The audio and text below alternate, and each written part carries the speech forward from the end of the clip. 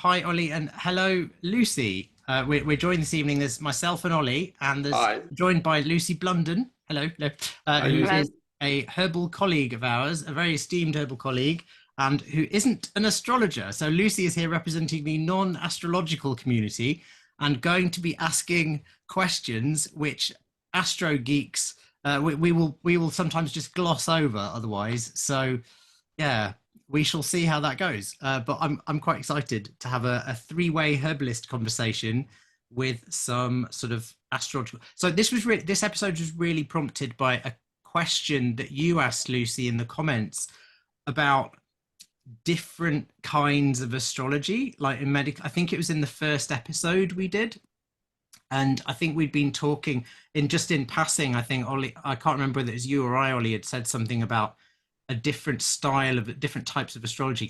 Can you remember what the question was now, Luce, or what it? It wasn't. I don't. I'm not sure there was a specific question, but what I remember is you referring to what I assume I have been becoming interested in as psychological or something similar to that Right. astrology, and thinking, oh yeah, I think that's probably what I've been sort of starting to delve into, but I haven't got a clue. Right. And I don't. I've just, like a lot of people, I've just found a few interesting people and started following them. I don't know what they do, but it's called astrology. So beyond Yes. that, I am entirely clueless. Yeah, well, you are the last person I would describe as being entirely clueless in any capacity. But yeah, I know what you mean. Like, it's a very large. Well, it's like any new field, isn't it? Herbal medicine or whatever. Like when you're new to it, it's like there's it's almost endless. So I don't know what Ollie. Do you want to kind of start with that? Maybe talking Okay, I about yeah. mean, I'm forever putting my foot in it with Marcos, who's much more sensitive to the politics of the astrological world than I am, so I would endeavour not to do that. But you must remember, it is a discipline where nobody agrees with each other on the broad. They do, Much like herbal medicine or anything else, Well, I was it's really. going to say much that's like the same herbal medicine. everywhere. There's various opinions, so none of this is just what I have gleaned.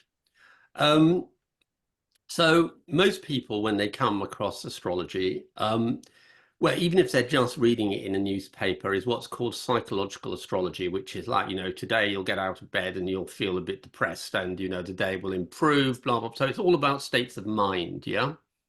And it's very little to do with, there are some, you will, might get a nice surprise today, but it's unlikely that they'll say, you'll get a check in the post or something.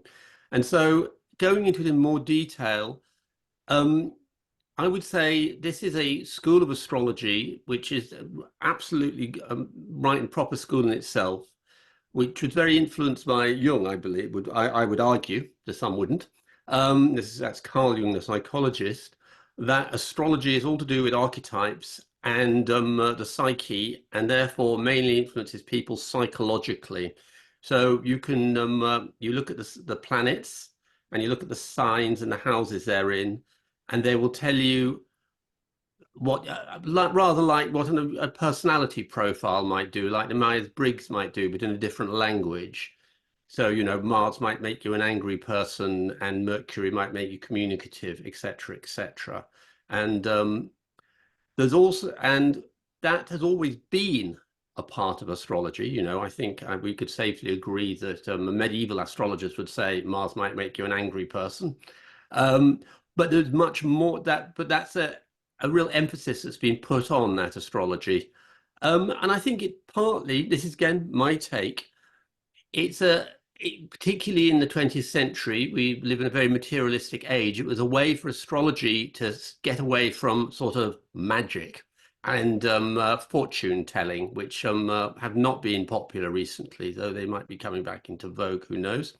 Um, so it was a way that people could still engage with astrology, but not have to worry about fate and things like that. And how do you tell the future? Because it's not really about telling the future anymore. It's about defining your psychological profile and how the positions of planets when you were born, and also the positions of planets in the sky, might affect you psychologically. Will they make you feel good? Will they make you feel bad, etc.? And also how then somebody else's psychological profile as defined by the planets, and those planets in relation to your planets, you might react together. That seem okay, Marcos? A bit Yeah, rambling. I think that seems more than okay, but that's I'd agree with all of that really. I'll give my potted cereal box context understanding of this. So I think what I said is broadly right. So 20, that's sort of the psychological astrology framing of astrology is really I think I'd agree with Ollie there. It's a 20th century job. Yeah. And the historical context of that was really the Enlightenment. Following the Enlightenment, astrology became less and less mainstream because previous to that it was taught in the universities and whatnot. And the last great English astrologer, but there are parallels on the continent and whatever in the Northern Hemisphere, was William Lilly, maybe 17th century. And then after that, the astrology started dropping out of the universities and whatnot. So anyway, by the end of the 19th century, astrology was really kind of more of a parlor trick thing in the mainstream. So there were astrologers. There was one astrologer, and I don't want to lay this all at his feet, but because he's either praised or reviled in the astrological community. More praised in general. But his name is Alan Leo. Great name for a famous astrologer, I have to say. But yeah, Alan Leo, and he really created the sort of sun signs as we now know them. You know, that the horoscopes in the newspaper. This sort of reduction of people down to a sort of 12 slot pigeonhole system. Now the zodiac already existed, the 12 signs already existed, but people wouldn't, prior to the 20th century, and this shocks a lot of people, they wouldn't have said, oh, I'm a Libra or I'm a Scorpio, or that would not have been a thing. He invented that system so that it would, I regard that as a double-edged sword. It was really clever in a way because it enabled astrology to survive in the mainstream and in mainstream consciousness by converting it into a popular culture, accessible thing that everybody, so rather than being this academic thing where you'd have to know the time and place and date of your birth and then have all this specific information taken from your birth chart, it became this sort of much more accessible thing.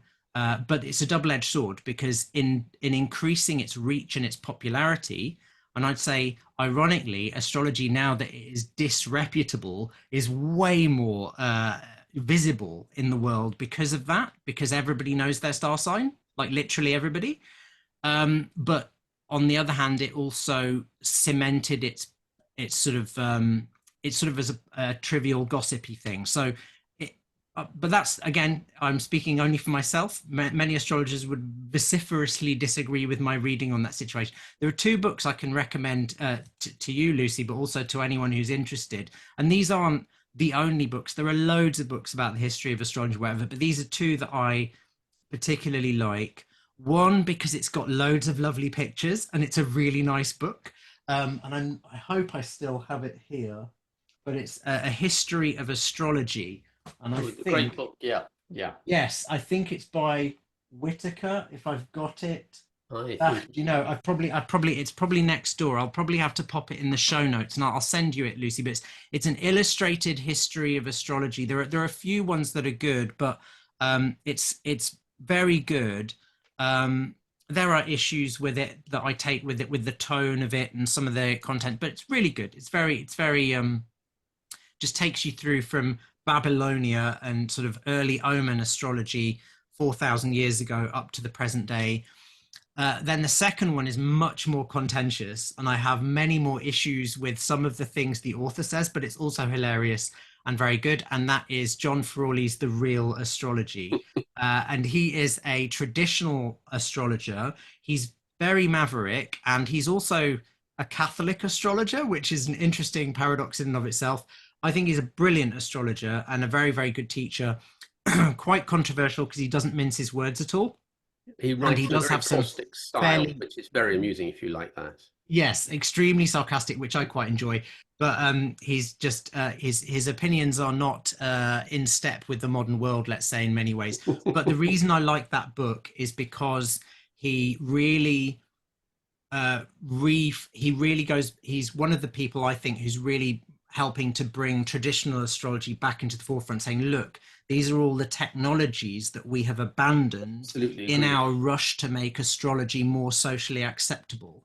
And actually, in the past, it wasn't just used to divine your lucky number and your favorite color. It was used to actually make important political and medical decisions, and to help people get useful information. So very controversial, but very interesting. And that's a short little book that's interesting. So, So Lucy, anyway. we both. So, your Yes, questions, Lucy, because like, we could did monologue that till the make cows come sense? home, as you know. So yeah. It does make sense, but it also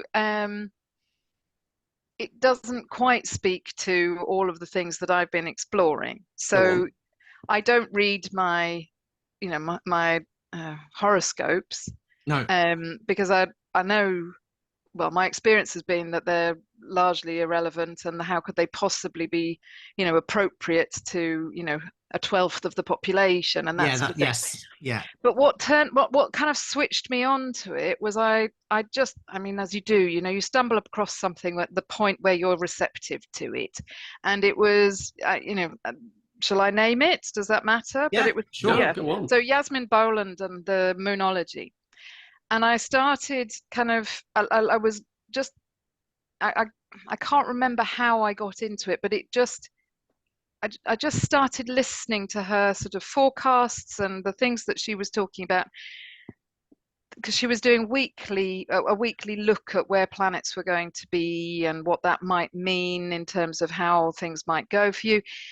But the thing that I was particularly interested in first was that I would find that I would look at something, it would tell me that the moon had been in this particular sign, and I had been almost word for word carrying out the characteristics of that. Yes. And it was so, I mean, not in every single sign, but Pisces is when when the moon's in Pisces, my God, am I self-pitying? When it's in Virgo, I'm tidying the entire house. When it's in Capricorn, I'm laying plans for the world, and these were all sort of shifts in my mood that I had previously put down to being hormonal, because I couldn't think what else. It Yeah. didn't occur to me that there was anything else that might have an influence on that. So not everything is as strong and obvious as that, but after picking up on it, it's become very clear that some of those things are impacting on me quite strongly. And since then, I mean, after a while, I started to find that style kind of just annoying, actually. Okay. And I've started listening to somebody else after being sent, a lovely recording of a workshop that had been done. And I don't understand most of it, but if I re-listen to her weekly forecast of what is going on, there are probably 2 or 3 instances out of all the things that might have occurred where I think, oh, that's what that was about, because something is happening, something is coming up, something is present that hadn't been maybe for 20 years, and it's suddenly there, and it so aligns with when I look back. I mean, I'm not trying to put those things into a context of my life until after they've happened, and then I look back and say, oh, that's what that was about. And it's not every astrological event impacts me, but I've been absolutely stunned, because I've probably been a little bit It's really sneery. exciting. I remember the time when you discover, oh my God, this stuff actually works. It's quite shocking, actually, and exciting as well, actually. But I mean, just to reframe things slightly, I am not, and I don't think Ollie's saying this either. We are not saying that all modern astrology is bunk and that every astrological innovation or every astrologer of the 20th century is cack. No, there are some amazing innovations in astrology in the 21st century, in the 20th century, and some really fantastic astrologers doing work with modern astrology, with psychological astrology as well. There's some really, really good books written on it. Frawley takes a very acerbic view of the whole thing, very dim view of all of it, which is not actually my view, or I think Ollie's. I mean, there are some really, really good. I think what you've got to realize is, and as we said, that, you know, psychological astrology has always been part of astrology for starters. Yes. So, you know, it bloody well should work. And I agree with Marcos that there's lots of stuff that's been done to refine that. I think Frawley is a bit acerbic about it because, being a Catholic, he doesn't really believe in personality being that important. That's my personal theory. Okay. Maybe. But, you know, but that's by the by. And it's great that you've seen those things, and it's great that there are all these podcasts out there. And I mean, the good thing is all the terminology is the same. So if you were to want to learn medical astrology, for instance, all the vocabulary is the same, you know, 7 planets, 12, well, we might, 7 basic planets, should we say, and 12 signs, 12 houses, you know, squares, trines, blah, blah, blah, blah, blah, all exactly the same, because they all use the same clock face, as it were, yeah?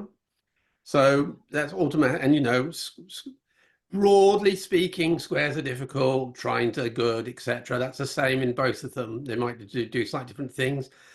And you can even, like, you know, do, and, you know, and in fact, if you read Culpeper, he does psychologicalize his herbs a lot of the time. It's like, you know, this is a herb of Mars, and you know, opposes Venus or whatever. Blah. So that, even that terminology can be useful. I think that's true. Just so what's the difference then between emphasis? Finish the question, Lucy. That's okay. What is the difference then between each of these different branches? Because I'm assuming we can agree that there's a tree, you know, that has some distinct branches. Would that be fair? Okay, let's put it this way, yeah? It's what it's applied to. So, for instance, you get, and these people tend to be quite secretive and often very successful. There's a branch of astrology called financial astrology, yeah?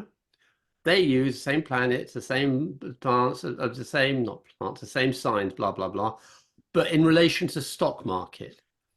And they're not interested in herbs or medicine. They're not interested in psychology, but they're using exactly the same thing, but they're using it within the stock market, yeah, to predict trends so they can invest.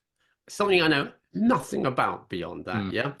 But I do know there we go. That they are using exactly the same techniques. So it's almost as if you've got astrology and its techniques and its vocabulary, yeah, and you can apply it to pretty much anything you want, which has a timey aspect to it. So I second that, but also in terms of, if you want a sense of the sort of the evolutionary tree of astrology and all its many branches, I think Frawley does his own particular biased account where he's heavily biased towards the traditional, but very worth a read, because lots of interesting technical stuff and makes you laugh in parts and quite annoyed in other parts. But can I just interject? What do you mean when you say traditional? Okay, so I'll explain that in a moment, but I just want to mention this other book, which I think is a bit more, shall we say, impartial, and that would be Dr. Benjamin Dykes' traditional. I think is it Introduction to Traditional Astrology. I should have had these books to hand. It's a very slim. I have too many astrology books. Where is it? Yes. Knocking around somewhere. If you can find it, Ollie, it's that little slim one. No. Hang on, is that it? But what's great about this book is that it gives you a very good impartial breakdown of all the branches of astrology and its history and the philosophies that have underpinned astrological thought throughout history, from ancient to modern. Because there are many, you know, there's Stoic, there's Christian, various forms of Christian philosophy. That's no, that's it. Is that no? That's the big. Oh God, it's the wrong. That's translated by Benjamin. That's the wrong one. Sorry. Yes, it's the Fooled by the Spine. Don't read that one. I've got it. It's this much less daunting, much slimmer looking volume. I do have that as well somewhere. It's called. Can you just lift it up a bit because I can see the spelling of the yes, it's called the author. Traditional Astrology for Today by Dr. Benjamin Dykes. There we go. We've both got copies. Great, fantastic. Now I knew what the spine looked like. It was effortless to find it. Yes. That sounds very helpful, because if it's impartial and it's explaining everything, much more impartial. It gives you a lot of the building blocks and a lot of the history very clearly explained and laid out, which I really like. So, and I think you get a lot of background out of that, much more than we're able to impart in our rather rambling, incoherent style in a short podcast. But you're asking about what is traditional astrology? What the hell is that? That, I mean, again, it's not really a monolith, but broadly speaking, I mean, really, it's the modern revival of traditional astrology, which really happened in Western astrology, in Indian astrology, or I should say sort of Asian astrology, in Vedic astrology. Where there are several different important technical differences with Western astrology. They've had a long, much like the difference between traditional Chinese medicine and Western herbal medicine, you know, they've had the long unbroken history. So they're sort of, they've got, it's the advantage of it is they have a lot more interesting tools and techniques, in the same way that Chinese medicine has a lot more established formulae and a lot more detailed traditional mechanics, you know, in terms of yin and yang. Very similar in Vedic astrology, they have really quite elaborate traditional techniques and formulae. But I think what the reason I'm a Western herbalist, sort of same reason I'm a Western astrologer, is because A, it's our tradition, but B, there's more room for innovation.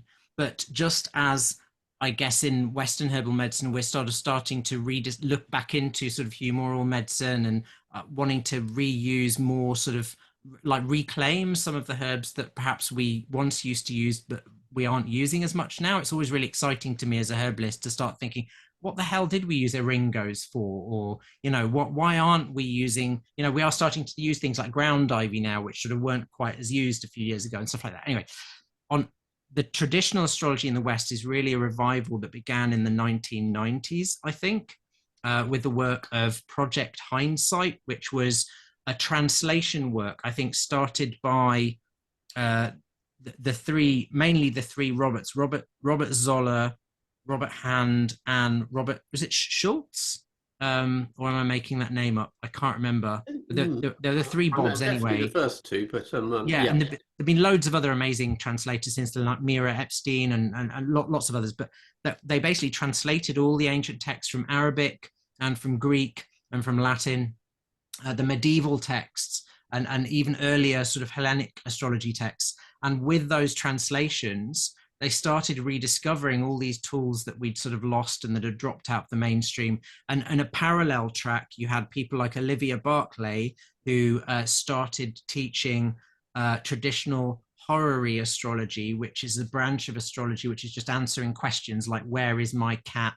You know, when will I find a new job? You know, basic stuff.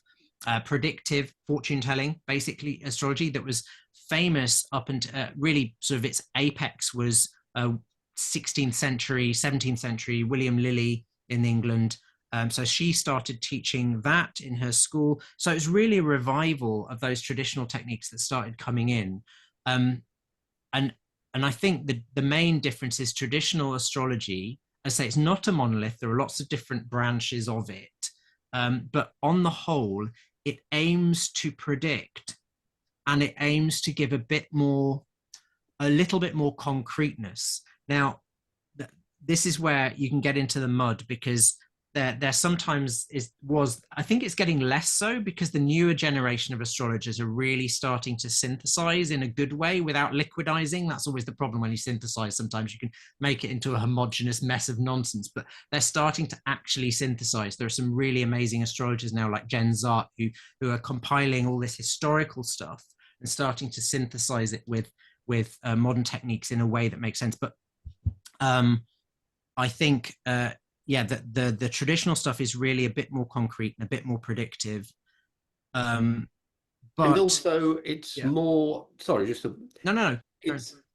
It's in many ways more difficult to get your head round. Once you've got your head round, for me anyway, that I first taught myself, in fact, in the 80s, psychological astrology, and that was fine. I don't know, it's because I had taught myself that I had getting my head round the different things that emphasize. I mean, I suppose the whole point is that after the Enlightenment and through the 19th, 20th century, key bits of what we will call traditional astrology were just dropped by the wayside because other things were emphasized, ending up with Alan Leo and his sun sign astrology. And so this happened bit by bit. So you could really say that traditional astrology is a rediscovery of a lot of techniques that fell by the wayside for one reason or another, to do with the stuff that Marcos has already explained. And it's very difficult to put your finger on them. For me, and again, I don't want to go, I'm trying to think of something that will be meaningful to you, you know, it's a sort of beginner astrologer. There's much more emphasis on rulership, in all astrology, but in traditional astrology, each sign of the zodiac is ruled by a planet. Yeah. And there's much more emphasis on what planet is ruling another planet in traditional astrology. And you do not get that in Boggart stats. I mean, you do now more, but certainly when I was learning astrology in the 80s from the books I was reading, it was mentioned but seldom used. I don't know what you think about that. And that's not the difference, but it's certainly a difference if you want me to put one finger on something.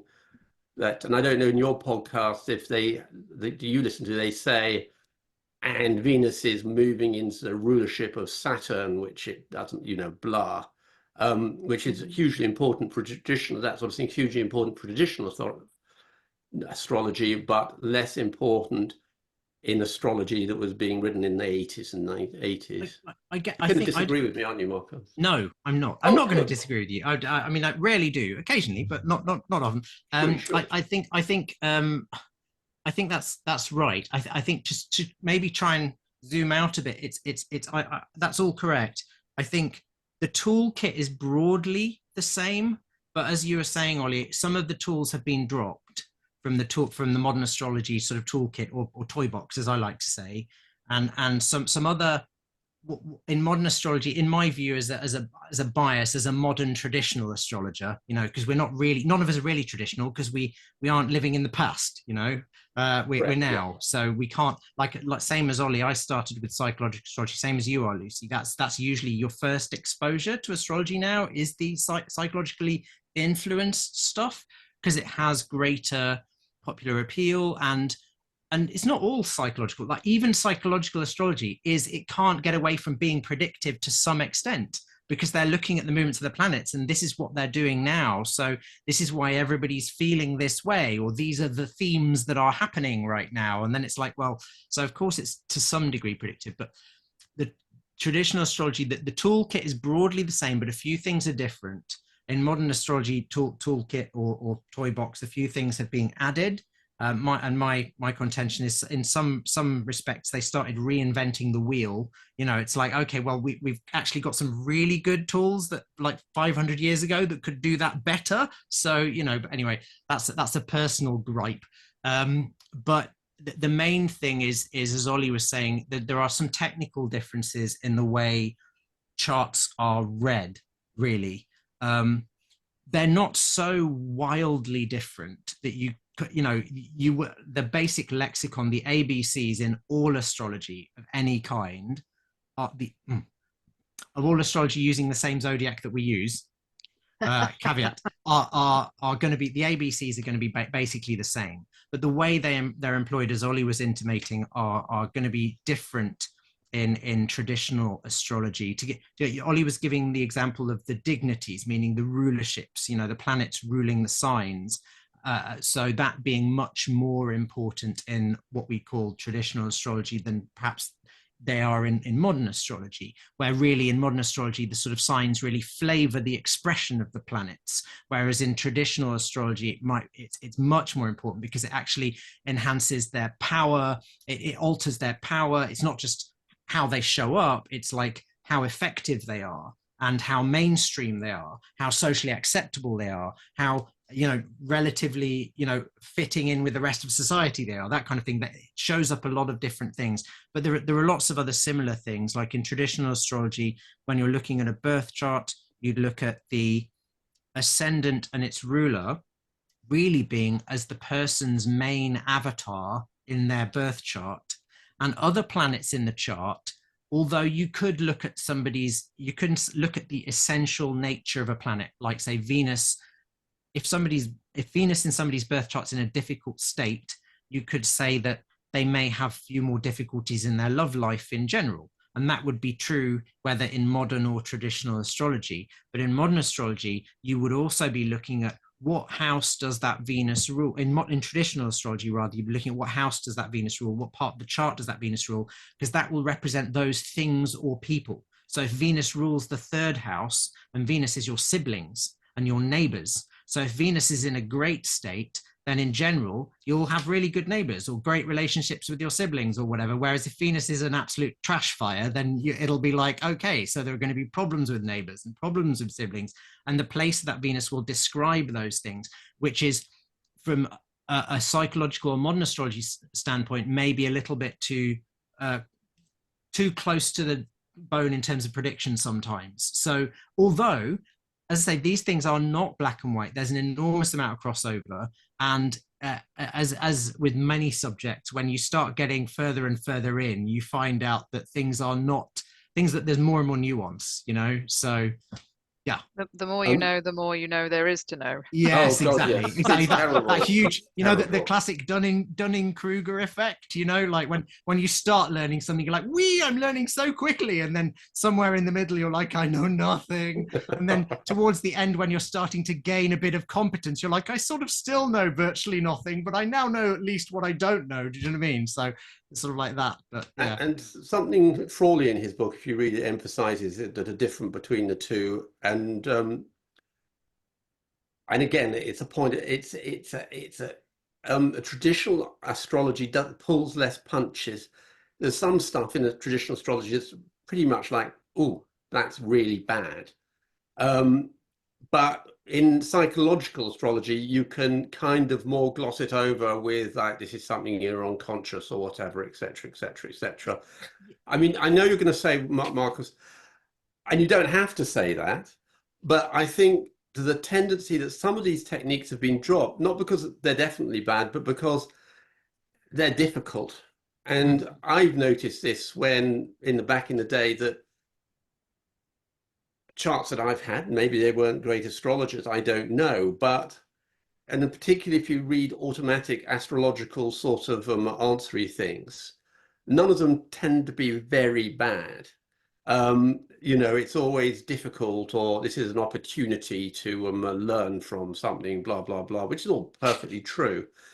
Yeah. But I think back in traditional times, where probably shit happened much more to people, they tended to be a bit more brutal. I mean, I'm not saying that the meanings are actually worse. It's just that you kind of get the impression, if you read Lilly, that reads very differently from a modern textbook when he says stuff that, you know, this means this, that, and the other. 100%. Can I add to that, Olly? Because I agree with all of that. But I would just say, you kind of like that. That was when I was going to interject before. That stylistic difference is very stark sometimes. Like in traditional texts, you'll often find, you know, this planet in this position means this person will be ruling empires and have lots and lots of money and will be successful in various ways and blah, blah, blah, blah.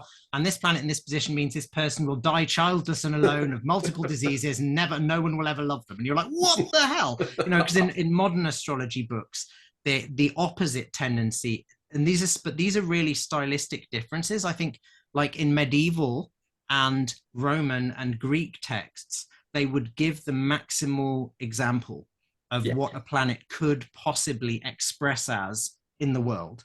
And really that was mnemonic. I think the function of that was to aid the student's memory. It's like, oh, okay, so this is not a great position, and it can show up in all of these really horrible ways. And this is a good position, it can show up in these ways.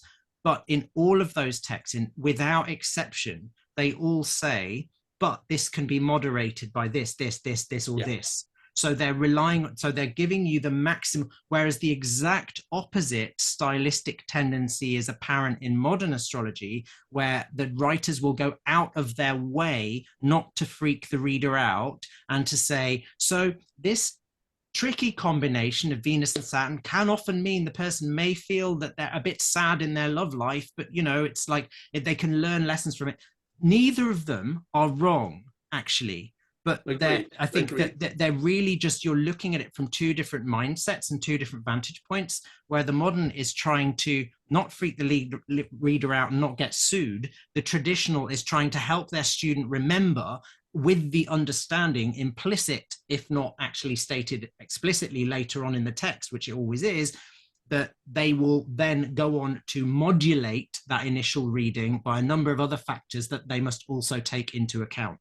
But so when you initially read the traditional books, you sometimes, the first time I read like my horoscope using a traditional reading, I think using Ptolemy, nearly had a freaking stroke. It's like, okay, so I'm the worst person ever. It's like my life is horribly tragic, and then you sort of like, you learn a bit more of the tradition and you kind of go, oh no, actually, I'm just like, you've kind of taken this verbatim like from the cookbook, and actually there's a whole bunch of other moderators here, and so as it's another really practical example of the further with the thing you go, the more nuance you find. Lucy, you've heard me and Marcos giving you probably far more information you wanted. Are you inspired to learn traditional astrology now, or is it like, oh my God? Yeah, I actually have no idea.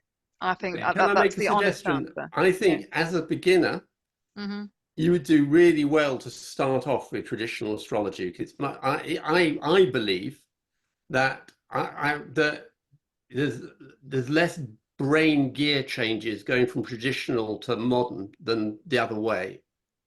Okay. But that's just, maybe I found some things really, habits, jarring, modern astrology, really difficult to drop and get my head around other things. I also think, as Marcos said, it's got some really, really good techniques in it. It's not more complicated. It's just that techniques make it more precise. Often you don't even need to apply them, because the way it works is you think, actually, that's really obvious. Also, it completely gels with herbal medicine, which is great if you're a herbalist and you want to do a bit of astro on that. That I will emphatically agree with, because obviously that's that's what we both love. But I would differ slightly from you there, and Ollie, not fundamentally, and only in that I would say start learning astrology in whatever way appeals to you, because I think water finds its own level, really. So just whatever your way in is, I'm not going to say that that's wrong. I mean, maybe unless your way in is, I don't know, Satanism and mass murder, in which case probably don't do it. But if your way in is just because being interested in a form of astrology, and then go with that. But I would, if you're just looking for the background, then that Ben Dykes book is probably the best primer. The Frawley book that I mentioned is more like a cynic's guide to traditional astrology. I think it's worth reading the Frawley after the Dykes. It's also short, so it's also short, and it's a fun read, actually. If you enjoy a bit of sarcasm, it's quite fun. I think you'll like it. Yeah, but for the overview, I'd say that one. And then I'll put in the show notes, and I'll text you, Lucy, the history of astrology illustrated. There are lots of other really good ones, I have to say, for the audience in general. There are lots of great astrological histories, none of which I can bring to mind now, but of course, I've got a couple of really good ones by astrologers, both of whom I can see in my head, but whose names I can't recall, and I'll pop those in the A fun thing to do as well, Lucy, is get yourself do you have an astrological app on your phone or on your computer? No.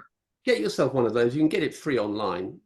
Or, And or just astro.com. Astro.com. You'll set up your chart free. Do you know the time you were born? I do, but I Excellent. seem to get different results depending where I put it. Well, and do you know the place you were born? Yes. So those two should do it. Put Yeah. astro.com, and you can always text me, ask me or Marcos to double check it.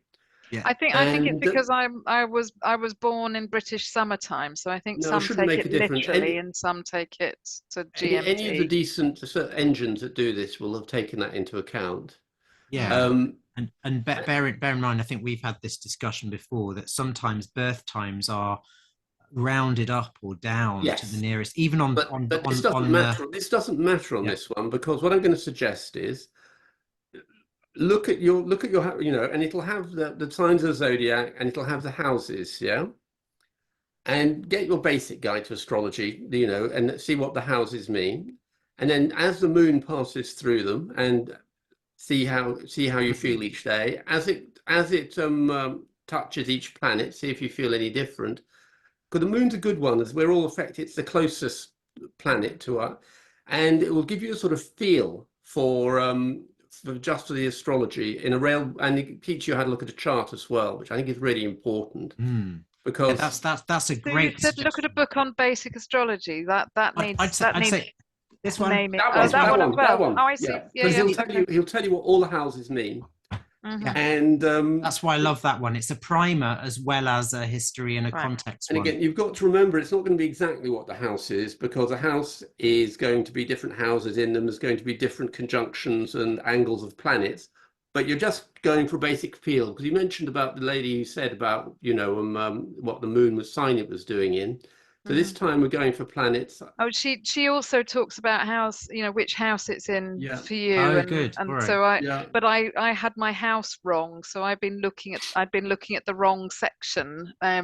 So that's Which house system best to use? You think Placidus then for the basic one, Marcos? I just think to start with, probably whole sign houses. Whole sign houses, which are again controversial, but it's basically like if your rising sign is, and I think your rising sign is Virgo, but we've talked about Libra was the other. Virgo was what I thought it was and made most sense to me. It makes most sense to me. But my moon is also Libra. Yes. So it's kind of double Libra. No, but I think you're with an Aries sun. Same. You've got two Aries in the room. Sorry about that, Ollie. But I still think Virgo rising for you. I still do think that Libra moon, definitely Aries sun. Libra moon. Send Marcos your birth coordinates and get him to work it out for you. And then he already has. He already knows. I've got it, and I've had a little poke around on it already. So it's interesting. I think anyway we can get into that. But the interesting thing is if you use whole sign houses, like let's say Libra rising, then the whole of Libra would be the first house. The whole of Scorpio would be the second house, and so on and so forth round. So Sagittarius would be your third house, and so on. So each sign would be whatever planet is your rising. If Libra is my rising, that's my first house. Correct. Yes, exactly. Right. And it always tracks through in the same order, a bit like the moon goes. So if you are, as I suspect, possibly a late degree Virgo rising, so even if you were 2959 of Virgo on the cusp, just before it ticks over into Libra, your whole of your first house would be Virgo in that system, because so it's a controversial one, because some astrologers don't believe it's a historically accurate house system, whereas I tend to think that it was, but anyway, it works, and it's a good one to use. It does work, but so do the other ones as well. So it's kind of like, anyway, that's a conversation. That's a whole other rabbit hole. Yes, there are many rabbits. Lucy, thank you so much for coming and doing this today. I think if you'd be up for it, would you? We could have you back and at some point and if you've got any questions, then just in the comments. And then keep them and maybe keep them. Hold on to them. No. Send them to us, but you know what I mean? Like store them like a squirrel hoarding nuts, not keep them to yourself. You know, that'd be a bad idea. Yes. Yeah. Anyway, right. I could just hear all the comments about, you know, that response. You know, just keep them. We don't want to hear them. I mean, look, I know I can be ornery, but there are limits. Anyway, thank you so much. And Pleasure. Thank you. Yeah, thanks, Olly, and thanks, and hopefully see you. Oh, as usual, do the things. If you like this podcast, please share it, and please do subscribe. And hopefully, we'll see you again in a couple of weeks. Definitely. All right. Till next time. You guys. Bye.